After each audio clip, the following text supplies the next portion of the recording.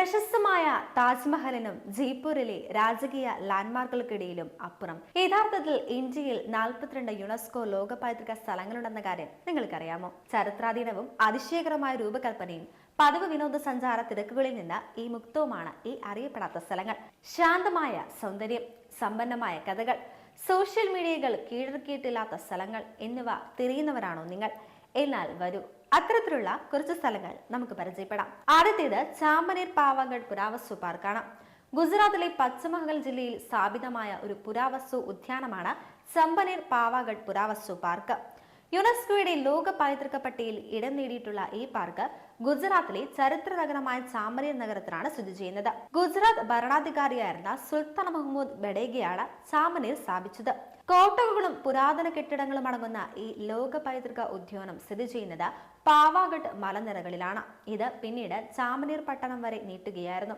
തമ്രയുഗത്തിലെ സ്ഥലങ്ങൾ പോലുള്ള പുരാവസ്തു ചരിത്ര സാംസ്കാരിക പൈതൃക സ്മാരകങ്ങൾ നിറഞ്ഞ ഈ പ്രദേശം 16ാം നൂറ്റാണ്ടിലെ ഗുജറാത്തിന്റെ തലസ്ഥാന നഗരമായിരുന്നു. 8ാം നൂറ്റാണ്ട് മുതൽ 14ാം നൂറ്റാണ്ട് വരെയുള്ള കൊട്ടാരങ്ങൾ, പ്രവേശന കവാടങ്ങൾ, പുരാതന കമാനങ്ങൾ, മസ്ജിദുകൾ, ശവകുടീരങ്ങൾ, ക്ഷേത്രങ്ങൾ, പാർപ്പിടയോഗ്യമായ കെട്ടിട സമുച്ചയങ്ങൾ, കാർഷിക ഘടനകളായ കിണറുകൾ, ജലസംഭരണികൾ എന്നിവയാണ് ഇവിടുത്തെ ആകർഷണം. പാവാഗഡ് മലയുടെ 800 മീറ്റർ ഉയരത്തിൽ സ്ഥിതി ചെയ്യുന്ന പ്രധാന ഹിന്ദു ക്ഷേത്രമാണ് കൽക്കാമാത ക്ഷേത്രം. വർഷം മുഴുവൻ നിരവധി തീർത്ഥാടകരാണ് ഈ ക്ഷേത്രത്തിൽ സന്ദർശനം നടത്തുന്നത്. 1803 ബ്രിട്ടീഷ് ഭരണകാലത്ത് ഇവിടെ വെറും 500 പേർ മാത്രമാണ് വസിച്ചിരുന്നതെന്നാണ് രേഖപ്പെടുത്തിയിട്ടുള്ളത്. നശിച്ചുകൊണ്ടിരുന്ന ഈ നഗരത്തെ ബ്രിട്ടീഷുകാർ പിന്നീട് പരുത്തിയുടെ വലിയ കയറ്റുമതി കേന്ദ്രമാക്കി മാറ്റുകയായിരുന്നു. അടുത്തത് രുദ്രേശ്വര ക്ഷേത്രം എന്നും അറിയപ്പെടുന്ന രാമപ്പ ക്ഷേത്രം.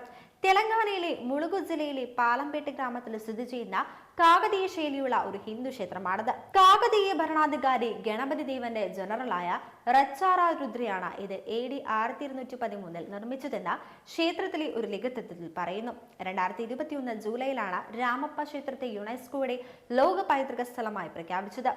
6 അടി ഉയരമുള്ള നക്ഷത്രാകൃതിയിലുള്ള ഒരു പ്ലാറ്റ്ഫോമിലാണ് രാമപ്പ ക്ഷേത്രം സ്ഥിതി ചെയ്യുന്നത്. ശ്രീകോവിലിന്റെ മുകളിലുള്ള ഹാളിൽ നിരവധി കൊത്തുപണികളുള്ള തൂണുകളുണ്ട്. ചുവപ്പ് കലർന്ന മൺകല്ലിൽ നിർമ്മിച്ചതാണ് ക്ഷേത്രം.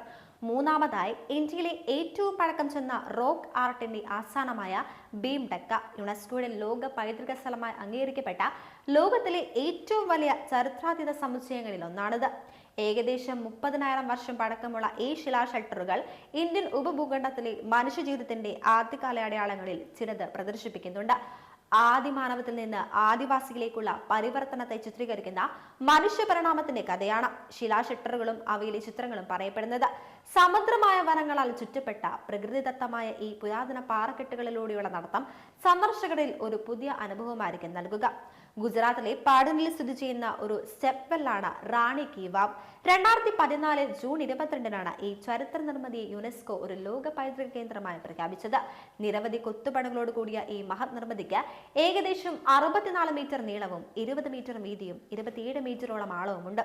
പടവ് കിണറുകളുടെ ഗണത്തിലെ തന്നെ ബൃഹത്തും അതിൽ പ്രശസ്തവുമായ ഒന്നാണ് റാണി കി വാവ്. സോലംകി രാജവംശത്തിന്റെയോ ചാലുക്യ രാജവംശത്തിന്റെയോ കാലഘട്ടത്തിലാണ് ഇത് നിർമ്മിക്കപ്പെട്ടതെന്ന് കരുതുന്നു. ഇന്ത്യയിലെ ഏറ്റവും പുതിയ 100 രൂപ നോട്ടിൽ നമുക്ക് ഇവ കാണാം. അടുത്തതായി, ഗ്രേറ്റ് ഹിമാലയൻ നാഷണൽ പാർക്ക് ഇന്ത്യയിലെ ഒരു ദേശീയ ഉദ്യാനമാണ്. ഹിമാചലിലെ കുളുവിന്റെ ബഞ്ചർ ഉപവിഭാഗത്തിലാണ് ഇത് സ്ഥിതി ചെയ്യുന്നത്. 1984 സ്ഥാപിതമായ ഈ പാർക്ക് 1171 കിലോമീറ്റർ 2 വിസ്തൃതിയിൽ വ്യാപിച്ചു കിടക്കുന്നു. പാർക്കിനുള്ളിൽ 1500 മുതൽ 6000 മീറ്റർ വരെ ഉയരമുണ്ട്. ഗ്രേറ്റ് ഹിമാലയൻ നാഷണൽ പാർക്ക് നിരവധി സസ്യജാലങ്ങളുടെയും ഏകദേശം 31 സസ്തനികൾ, 181 പക്ഷികൾ, 3 ഊറകങ്ങൾ, 9 ഉഭയജീവികൾ, 11 അൻലൈഡുകൾ, 17 മൊളസ്കുകൾ, 127 പ്രാണികൾ എന്നിവയുൾപ്പെടെ 375ലധികം ജന്തുജാലങ്ങളുടെയും ആവാസ കേന്ദ്രമാണ്. 1972 വന്യജീവി സംരക്ഷണ നിയമത്തിന്റെ കർശനമായ മാർഗനിർദ്ദേശങ്ങൾ പ്രകാരം ഇവ സംരക്ഷിക്കപ്പെടുകയും ചെയ്യുന്നു. അതിനാൽ ഏതെങ്കിലും തരത്തിലുള്ള വേട്ടയാടൽ ഇവിടെ അനുവദനീയമല്ല. Himalayan brown bear, Indian pika, greater ബ്രൂ ഷിപ്പ് തുടങ്ങിയ അപൂർവ ജീവിവർഗങ്ങളും ആവാസ കേന്ദ്രവുമാണ് ഇവിടം.